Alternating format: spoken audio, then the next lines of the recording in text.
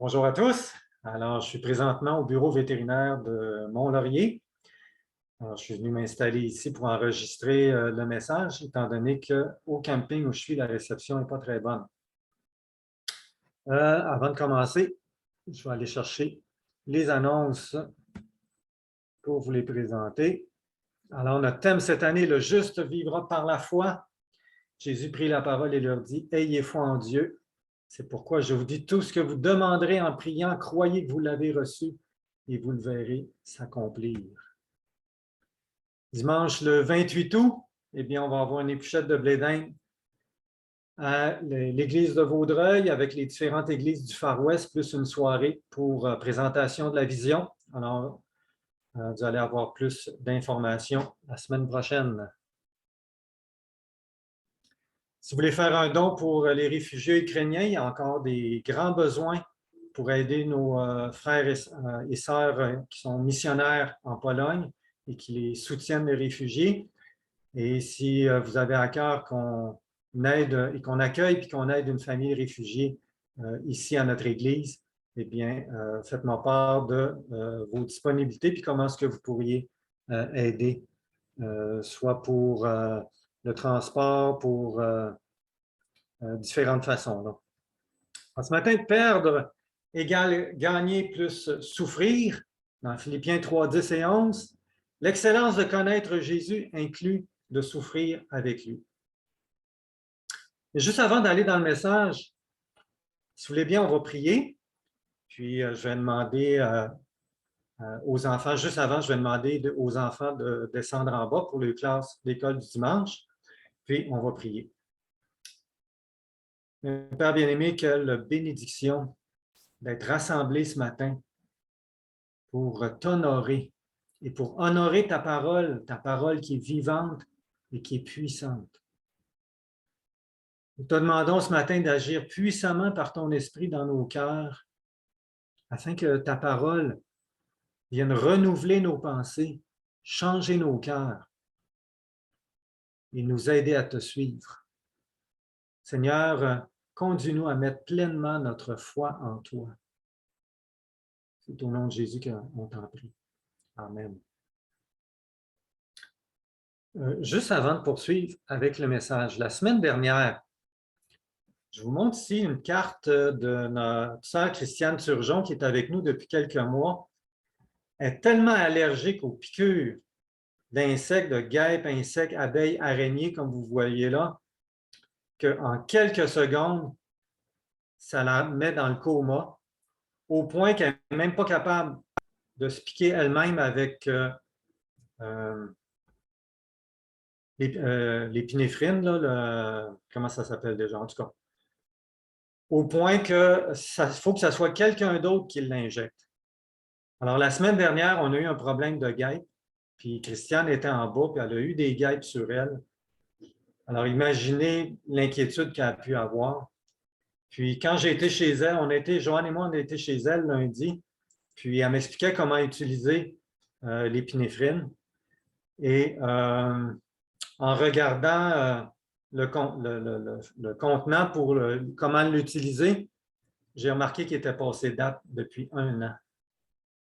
Fait que si notre sœur s'était fait piquer la semaine dernière, on la perdait, là.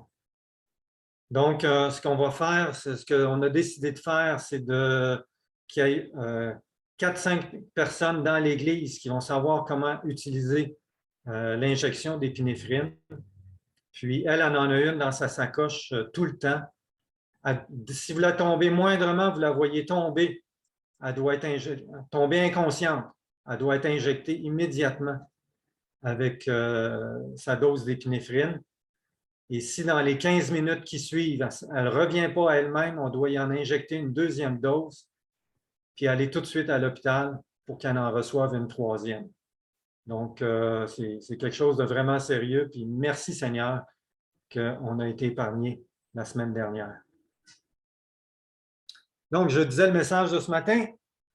L'excellence de connaître Jésus inclut de souffrir avec lui. Je vous invite à apprendre Philippiens au chapitre 1, parce qu'on va commencer à lire quelques versets dans le chapitre 1. Je vais enlever le PowerPoint pour que puissiez suivre en me voyant. Pour Paul, connaître Jésus, c'est tellement excellent, ça surpasse tellement tout que tout le reste a peu de valeur. C'est comme l'exemple que je donnais la semaine dernière du temps de Salomon. L'or était tellement commun dans la ville que l'argent, on en faisait peu de cas. Mais Jésus, c'est de l'or en bord. Alors pensez à ceci, la justice parfaite de Christ mise au compte de celui qui croit. Réconcilié avec Dieu, adopté enfant de Dieu, on a la vie éternelle. La paix de Dieu qui surpasse toute compréhension. L'assurance des réponses aux prières, la plénitude de l'esprit, la sagesse de Dieu, sa force, sa consolation, un sens à notre vie, une nouvelle vision du monde, l'action de Dieu autour de nous, en nous et par nous, l'espérance de la résurrection et de l'éternité. Ça, c'est la gloire de Christ. C'est juste un résumé. Connaître Christ, c'est wow. C'est l'excellence suprême. Alors, pouvez-vous comprendre que pour Paul, tout ce qui venait de sa chair, il considérait ça comme une perte, comme des ordures, parce que ça lui faisait, la chair lui faisait perdre ce qui vient de Christ. Tandis que connaître Christ, c'est tellement excellent. Pensez 2 secondes. Est-ce que tu aimes mieux être dans l'agitation, l'inquiétude, ou tu aimes mieux être dans la paix?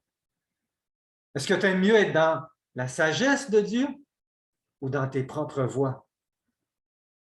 Alors, c'est clair que ce qui vient de la chair, c'est bon, c'est mieux de le perdre afin de gagner l'excellence de Christ. Alors, pour Paul, gagner la puissance, connaître la puissance de la résurrection, bien, il faut perdre ce qu'on a dans la chair. Et je disais la semaine dernière qu'il est nécessaire, l'Esprit de Dieu va travailler pour qu'on soit brisé dans notre chair et qu'on perde entièrement confiance dans la capacité, dans les capacités de notre chair, afin qu'on mette entièrement notre confiance qu'en Jésus-Christ. Pourquoi? Parce que la chair est totalement incapable de faire ce qui plaît à Dieu.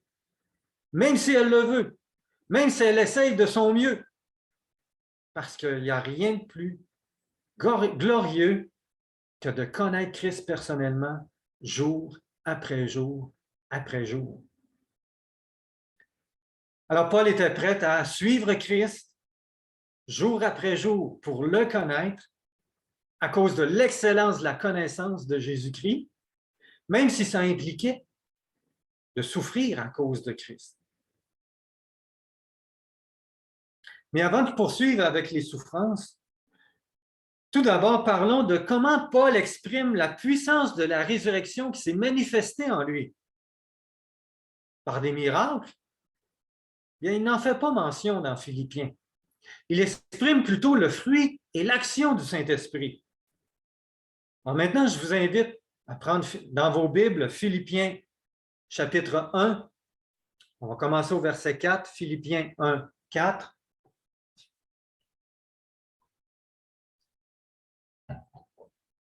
Philippiens 1, 4.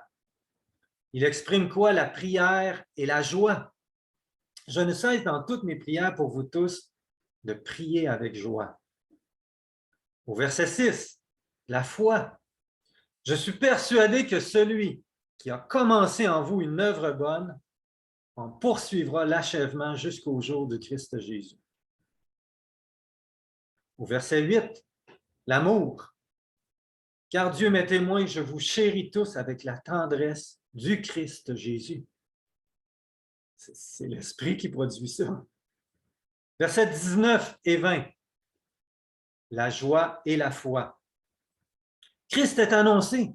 Je m'en réjouis et je m'en réjouirai encore car je sais que cela tournera à mon salut grâce à vos prières et à l'assistance de l'Esprit de Jésus-Christ. Il y a même ici le soutien, la force de l'Esprit. Le verset 25, la foi et l'espérance. J'en suis persuadé, je le sais, je resterai et je séjournerai auprès de vous tous pour votre progrès, pour votre joie dans la foi. Chapitre 2, versets 2 et 3. Versets 2 et 3, l'unité et l'humilité. Mettez le comble à ma joie, afin d'avoir une même pensée. Ayez un même amour, une même âme, une seule pensée.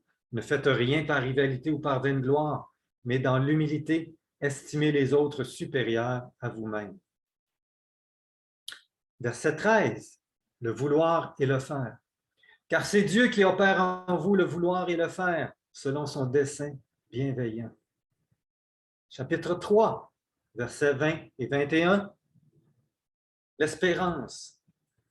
Pour nous, notre cité est dans les cieux. De là, nous attendons comme sauveur le Seigneur Jésus-Christ, qui transformera notre corps humilié en le rendant semblable à son corps glorieux par le pouvoir efficace qu'il a de s'assujettir toutes choses.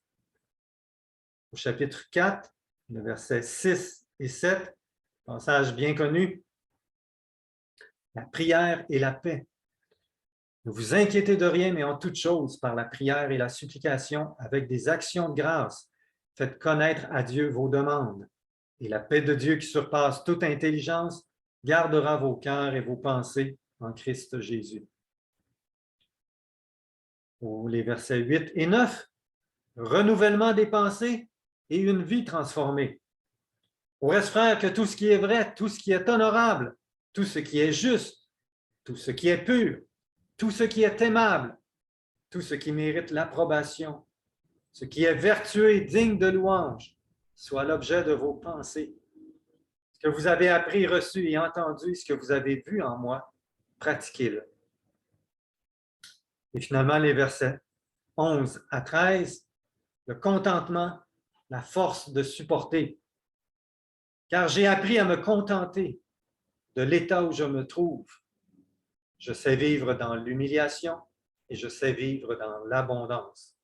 En tout et partout, j'ai appris à être rassasié, à avoir faim, à être dans l'abondance et à être dans la disette. Je puis tout par celui qui me fortifie. Qu'est-ce qui produit ça? C'est certainement pas la chair. La prière et la joie, la foi et l'espérance, la joie, l'amour, la paix, l'unité, l'humilité, le vouloir et le faire, des pensées renouvelées, une vie transformée, le contentement et la force de supporter. Voilà la puissance de résurrection de Christ qui a agi en Paul. Bien sûr que ça n'exclut pas les miracles, mais ce n'est pas ici l'impact majeur le plus important.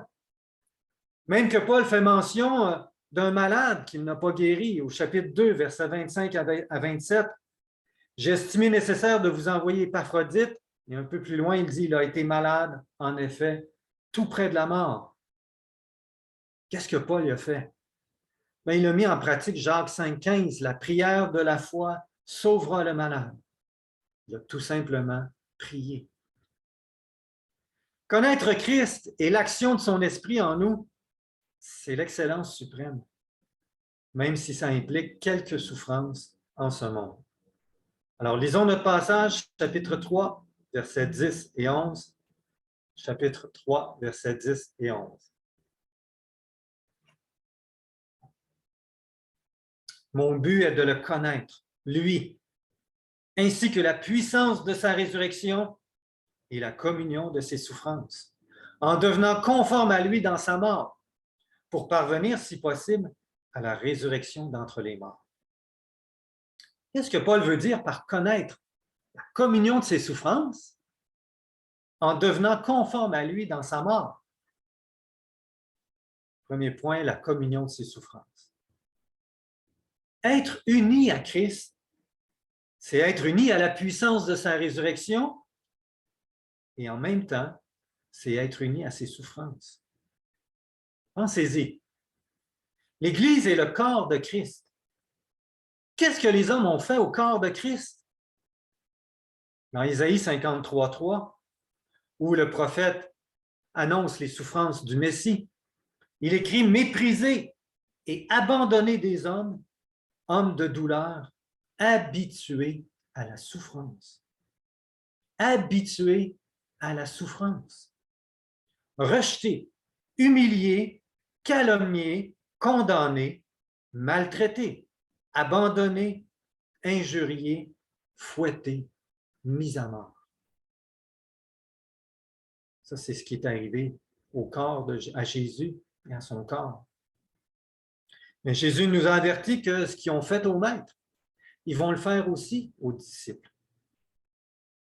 Alors, Paul veut dire que d'appartenir à Christ, ça rend inévitable certaines souffrances du fait d'appartenir à Dieu, puis que le monde entier appartient au malin et est en opposition à Dieu.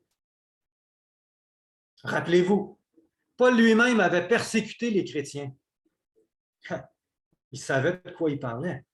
Dans sa chair, amère, mais croyant faire la volonté de Dieu, il a persécuté Christ. En persécutant l'Église, c'est Christ qui l'a persécuté. Et ainsi, les souffrances que l'Église vit parce qu'elle appartient au Christ, eh bien, c'est les souffrances aussi de Christ. Même que des chrétiens, quand ils sont amers et charnels, peuvent faire l'œuvre du malin, détruire, diviser, pensant même le faire au nom de Dieu. On a juste à lire Jacques 3, chapitre versets 16 et 4.1 pour être convaincu que c'est possible. Quand Paul écrit aux Philippiens, à ce moment-là, il est en prison à cause de l'Évangile. Et dans ce temps-là, ce n'était pas les prisons d'aujourd'hui. Ils n'étaient pas bien traités. Dans Colossiens 1.24, alors que cette lettre a écrit dans le même temps que Philippiens, Paul a dit « Je me réjouis maintenant dans mes souffrances pour vous, et ce qui manque aux souffrances de Christ, je l'achève en ma chair pour son corps qui est l'Église. » Ça, c'est Colossiens 1.24. Paul participe aux souffrances de Christ. Ce n'est pas ces souffrances qui sont le commun de tous les hommes qui font participer aux souffrances de Christ. C'est les souffrances pour l'Évangile, c'est les souffrances pour Christ qui y font participer. Alors Christ souffre à travers ce que subissent ses serviteurs qui le suivent parce qu'ils annoncent l'Évangile, parce qu'ils servent le Seigneur Jésus.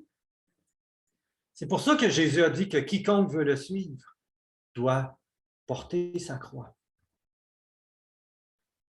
Connaître Christ implique deux aspects. Connaître sa puissance et connaître sa souffrance. Christ a eu un ministère de puissance dans la souffrance, habitué à la souffrance. Il ne peut en être autrement de ses disciples. Paul en prison pour Christ, il y a un sentiment de communion avec lui, avec celui qui a souffert pour lui. Le fait que Paul, il souffre à cause de son témoignage chrétien, lui fait réaliser que Christ qui a subi bien plus de souffrances par amour pour lui. Il a-t-il fallu que Christ l'aime pour accepter ça et aller jusqu'à la croix? Alors, les souffrances que Paul vit à cause de Christ le conduisent à être en communion avec son amour et à adorer Christ. La communion de ses souffrances.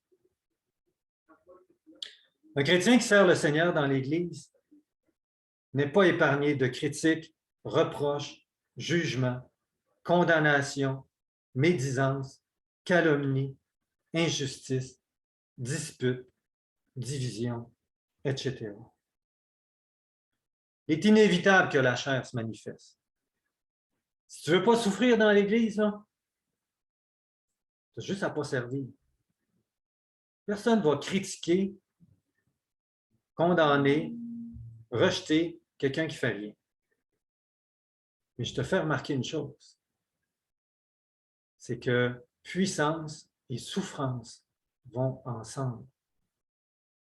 Si tu refuses de suivre Christ à cause des souffrances, mais tu ne connaîtras pas non plus, au travers de ces souffrances-là, sa puissance.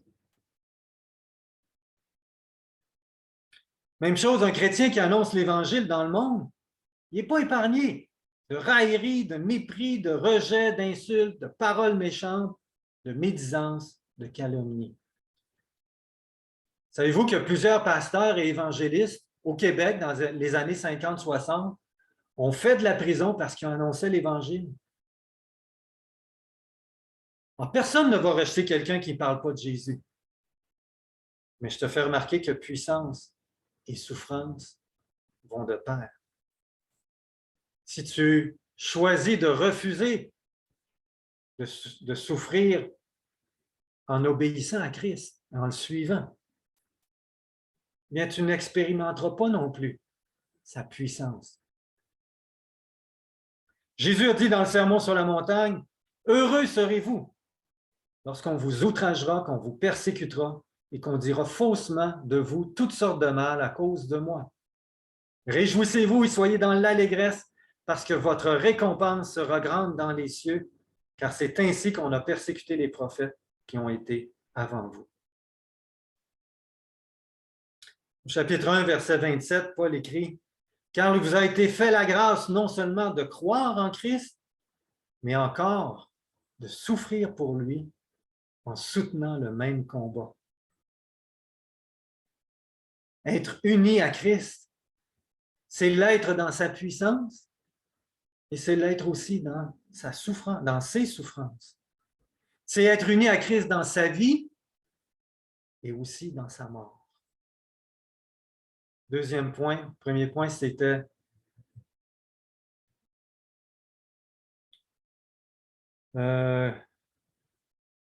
deuxième point, c'est conforme à lui dans sa mort. Donc, Paul est en prison, il avait accepté son arrêt de mort, et comme Jésus, en obéissance à son Père, s'était rendu jusqu'à la mort, Paul, lui aussi, il était prêt. Il a écrit au chapitre 1, verset 20, « Christ sera glorifié dans mon corps avec une pleine assurance, soit par ma vie, soit par ma mort. Car Christ est ma vie et la mort m'est un gain. » C'est comme s'il disait, si je vis, c'est plus moi qui vis, c'est Christ qui vit en moi, comme il a écrit dans Galates 2,20. Puis si je meurs, eh bien Dieu y est souverain. C'était parce que c'était dans son plan et je suis gagnant. Je vais rejoindre le Seigneur pour être toujours avec lui. Et il va dire au verset 23 ce qui est de beaucoup le meilleur. Alors, pour Paul, dans sa tête, que ce soit l'un ou l'autre, il était gagnant. Il était gagnant, c'est la puissance de résurrection de Christ qui agit en lui s'il continue de vivre malgré les souffrances que Dieu permet. Puis s'il meurt, la puissance de la résurrection de Christ va agir en lui pour le ressusciter d'entre les morts et vivre éternellement avec son Sauveur. Alors, pour vivre éternellement dans un corps glorifié avec Christ, alors l'un comme l'autre, il est gagnant. Paul est conscient, alors qu'il est en prison, que le Saint-Esprit donne une grâce, une puissance spéciale à ses disciples qui sont appelés à donner leur vie pour le Seigneur. On a rapporté que quand Polycarpe, un des disciples de Jean, l'apôtre Jean, on rapporte que quand il a été livré aux flammes du bûcher, il a dit ceci. « Tu me menaces d'un feu qui brûle une heure, puis s'éteint rapidement. Tu ignores donc le feu du jugement à venir et du châtiment éternel gardé pour les impies. Mais pourquoi tardes-tu? Va, donne tes ordres. » Il rayonnait de courage et de joie, et la grâce inondait sa face. Comme les bourreaux se préparaient à l'attacher sur le bûcher, il leur dit, « C'est inutile, laissez-moi libre, le ciel m'aidera. » Le saint lève les yeux au ciel et prie. Tout à coup, la flamme l'environne et s'élève par-dessus sa tête, mais sans lui faire aucun mal, pendant qu'un parfum délicieux embaume les spectateurs. À la fin, voyant que le feu ne pouvait consumer son corps, les scélérats ordonnèrent au bourreau de l'achever d'un coup de poignard. Il s'exécuta. Un flot de sang jaillit de la plaie et éteignit le feu. Toute la foule s'étonna de la grande différence qui sépare les incroyants des élus. Oui, Polycarpe a été livré au bûcher et à la mort. Mais dans sa souffrance et dans sa mort, il a connu la puissance de Christ. Et Christ s'est glorifié dans sa mort et a manifesté sa puissance au monde. On dit qu'il y a eu plus de conversions suite à la mort de Polycarpe que durant toute sa vie. Savez-vous que les premiers chrétiens considéraient un honneur d'avoir été jugés dignes d'honorer Christ jusque dans la mort, parce que leur foi était en Christ et dans sa promesse, la résurrection. Troisième point, parvenir à la résurrection d'entre les morts. Lisons les versets 10 et 11. Mon but est de le connaître, lui, ainsi que la puissance de sa résurrection et la communion de ses souffrances, en devenant conforme à lui dans sa mort pour parvenir, si possible, à la résurrection d'entre les morts. Le mot traduit par « si possible » ne communique pas une expression de doute, mais d'humilité dans l'original. Donc, c'est plus le sens d'humilité qu'on doit retenir et non pas celui du doute qu'on pourrait, premier abord, comprendre. Français courant traduit ainsi, avec l'espoir que je serai moi aussi relevé d'entre les morts, la sommeur, afin de parvenir, quoi qu'il arrive, à la résurrection d'entre les morts. Alors, comme Jésus-Christ est ressuscité des morts dans un corps glorifié, Paul a foi dans la promesse du Seigneur. La puissance de résurrection de Christ qui a agi dans sa vie pour le consoler, le fortifier, le soutenir, lui donner sa paix, son amour, sa joie, tout au long de son service pour le Seigneur, eh bien, elle va être avec lui pour le ressusciter des morts et pour qu'il connaisse Christ dans toute sa plénitude. Conclusion, mon but est de le connaître, lui, ainsi que la puissance de sa résurrection et la communion de ses souffrances, en devenant conforme à lui dans sa mort, pour parvenir, si possible, à la résurrection d'entre les morts. Bien, le fait de lire ce verset après les explications qu'on vient d'avoir met une lumière fraîche et nouvelle à un passage qui pouvait nous sembler difficile, mais qui nous font percevoir toute la beauté, toute la gloire, toute la puissance qu'il y a en Christ. Dans cette phrase, il y a ce qu'on appelle un chiasme, c'est-à-dire des idées qui sont mises en parallèle sous la forme d'un sandwich.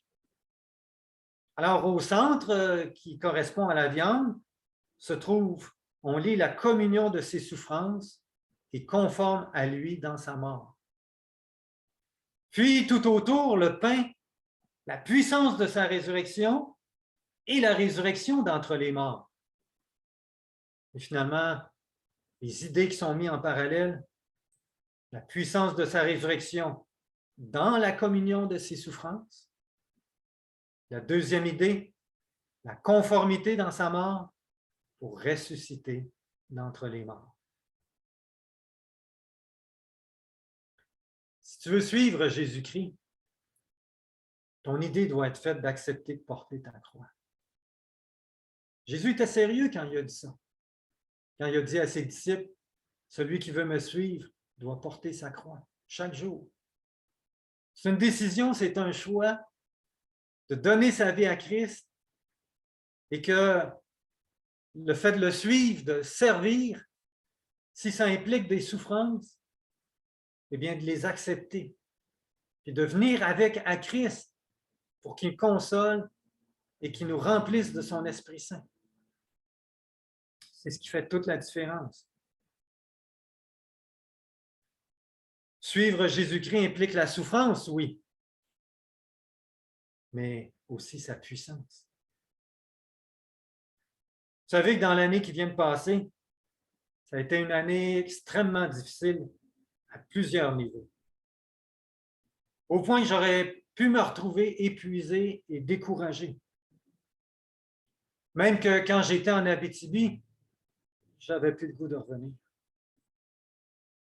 Mais la journée que je suis revenu à la maison, je vous l'ai déjà dit, je me suis senti envahi par l'amour, sa paix et sa joie qui a renouvelé mes forces.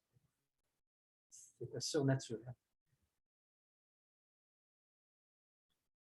La souffrance est souvent inévitable quand on veut suivre Christ, quand on veut le servir.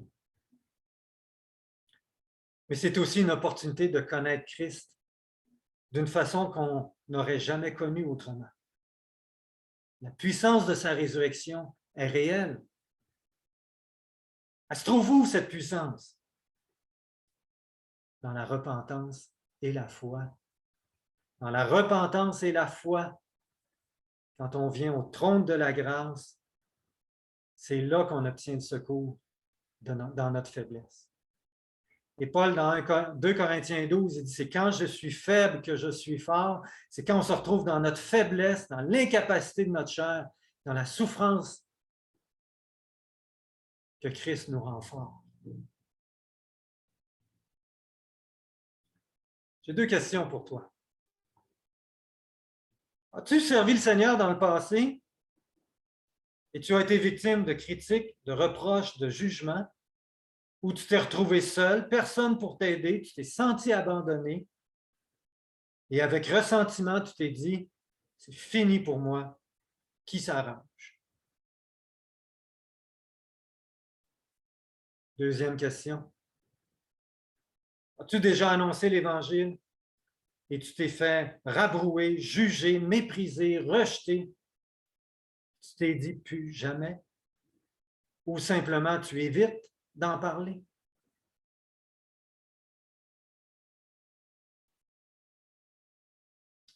Ah, j'ai une troisième question. As-tu déjà cessé de renoncer à toi pour suivre les penchants de ta chair en te disant que ça ne sert à rien de lutter? Bien, je t'invite à venir ce matin au trône de la grâce. Je t'invite à pencher la tête. On va prendre un moment pour venir présenter, pour se présenter devant Dieu au trône de la grâce et lui demander et déclarer qu'on veut le suivre. Alors, faisons silence, penchons la tête. Viens à Jésus. Premièrement, demande-lui pardon. Fais-le maintenant. On prend un temps de silence. Demande-lui pardon maintenant.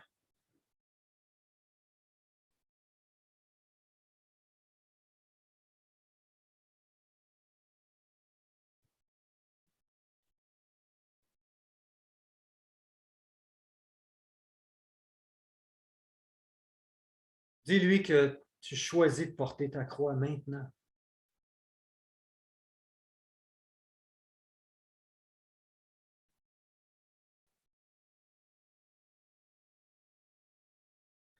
Dis-lui que tu es prêt à souffrir pour lui.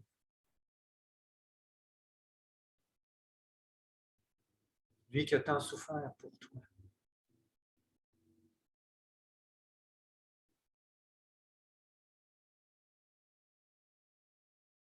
Donne-lui ta vie.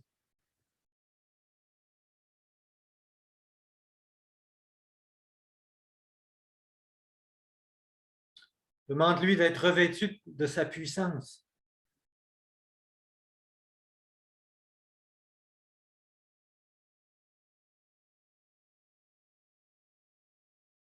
Et d'être conduit par son esprit.